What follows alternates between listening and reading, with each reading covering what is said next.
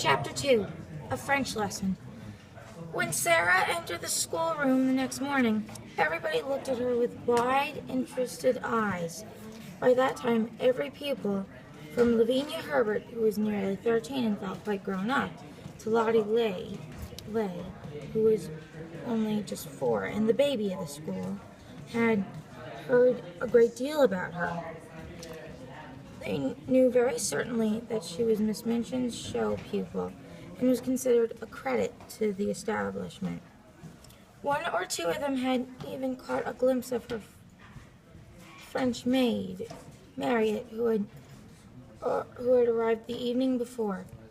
Lavinia had managed to pass Sarah's room when the door was open, and had seen Marriott opening a box which had arrived late from some ship. It was full of petticoats with lace frills on them. Frills and frills, she whispered to her friend Jessie as she bent over her geography. I saw her shaking them out. I heard Miss Minchin say to Miss Amelia that her clothes were so grand that they were ridiculous for a child. My mamma says that children should be dressed simply. She has got one of those petticoats on now. I saw it when she sat down. She has silk stockings on, whispered Jessie, bending over her geography also. And what little feet! I never saw such little feet. Oh, sniffed Lavinia spitefully. That is the way her slippers are made. My mamma says that even big feet can be made to look small if you have a clever shoemaker. I don't think she is pretty at all. Her eyes are such a queer color. She isn't pretty as other pretty people are, said Jessie, stealing a glance across the room. But she makes you want to look at her again. She has tremendously long eyelashes, but her eyes are almost green. Sarah was sitting quietly in her seat, waiting to be told what to do. She had been placed near Miss Minchin's desk.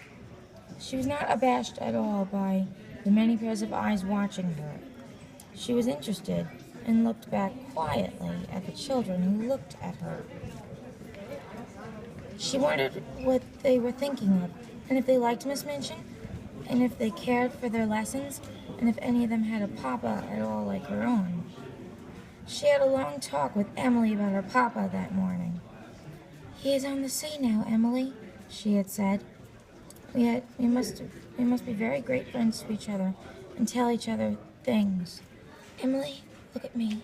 You have the nicest eyes I ever saw, but I wish you could speak. She was a child full of imaginings and whimsical thoughts, and one of her fancies that would be a great deal of comfort in even pretending that Emily was alive and really heard and understood. After Marriott had dressed her in her dark blue schoolroom frock and tied her hair with a dark blue ribbon, she went to Emily, who sat in a chair of her own, and gave her a book. You can read that while I am downstairs, she said, and seeing Marriott looking at her curiously, she spoke to her with a serious little face. What I believe about dolls, she said, is that they can do things they will not let us know about. Perhaps really, Emily can read and talk and walk, but she will only do it when people are out of the room. That is her secret. You see, if people knew that dolls could do things, they keep it a secret. If you stay in the room, Emily will just sit there and stare. But if you go out, she will be intrigued, perhaps, or go and look out of the window.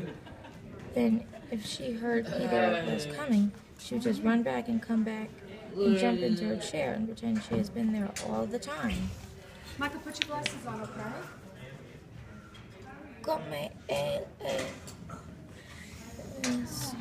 Wow. Come elle droit, Marriott said to herself, and when she went downstairs, she told the head housemaid about it. But she had already begun to like this odd little girl who had such an intelligent small face and such perfect manners. She had taken care of children who were not so polite. Sarah was a fine little person and had a gentle, appreciative way of saying, "If you please, Marriott." "Thank you, Marriott," which was very charming. Marriott told the head housemaid, that she thanked her as if she were thanking a lady. Elle est allée joindre une princesse était petite, she said. Indeed, she was very much pleased with her new little mistress, and liked her place greatly. After Sarah had sat in her seat in the schoolroom for a few minutes, being looked at by the pupils, Miss Minchin rapped in a dignified manner upon her desk. "Young ladies," she said, "I wish to introduce you to your new companion." All the little girls rose in their places, and Sarah rose also. I shall expect you all to be very agreeable to Miss Crewe. She has just come to us from a great distance, in fact, from India. As soon as lessons are over, you must make each other's acquaintance." The pupils bowed ceremoniously, and Sarah made a little curtsy. And then they sat down and looked at each other again. "Sarah," said Miss Minchin in her schoolroom manner, "come here to me." She had taken a book from the desk and was turning over its leaves. Sarah went to her politely. "As your papa has engaged a French maid for you," she began, "I conclude that he wishes you to make a special study of the French language." Sarah felt a little awkward.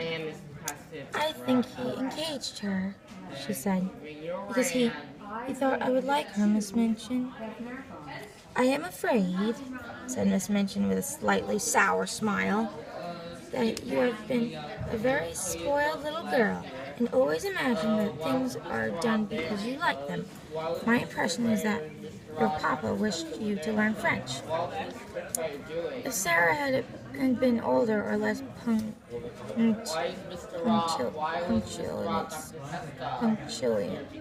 punctilious about being quite polite to people, she could have explained herself in a very few words. But as it was, she felt a flush rising on her cheeks. Miss Minchin was a very severe and imposing person, and she seemed so absolutely sure that Sarah knew nothing whatever of French, and that she felt as if it would be almost rude to correct her. The truth was that Sarah could not remember the time when she had not seemed to know French. Her father had often spoken it to her when she had been a baby. Her mother had been a Frenchwoman, and Captain Crewe loved her language. So it happened that Sarah had always heard and been familiar with it.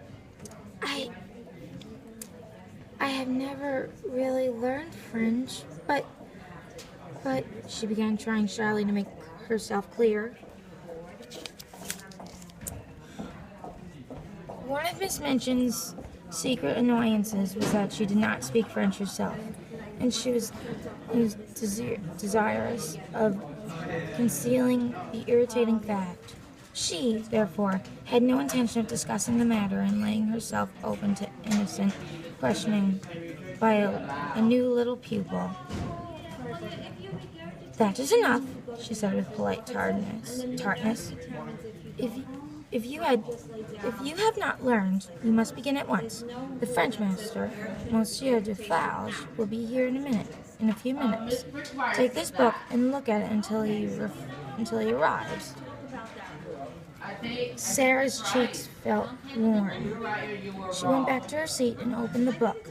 She looked at the first page with a grave face. She knew it would be rude to smile, and she was very determined not to be rude.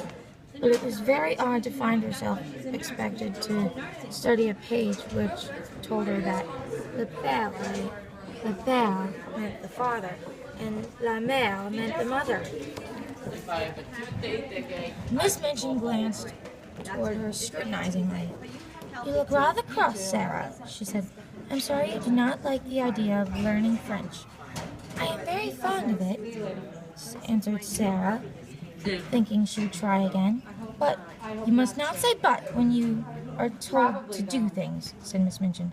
Look at your book again. And Sarah did so, and did not smile, even when she felt that the fille meant the son, and le frère meant the brother. When Monsieur Defarge comes, she thought, I can make him understand. Monsieur Defarge arrived very shortly afterwards. He was a very nice, intelligent, middle-aged Frenchman, and he looked interested, and his eyes fell upon Sarah, trying politely to seem absorbed in her little book of phrases. Is this a new pupil for me, madam? Is this a new pupil for me, madam? He said to Miss Minchin. I hope that is my good fortune. Her papa, Captain Crewe, is very anxious that she should begin the language, but I am afraid she has a childish prejudice against it.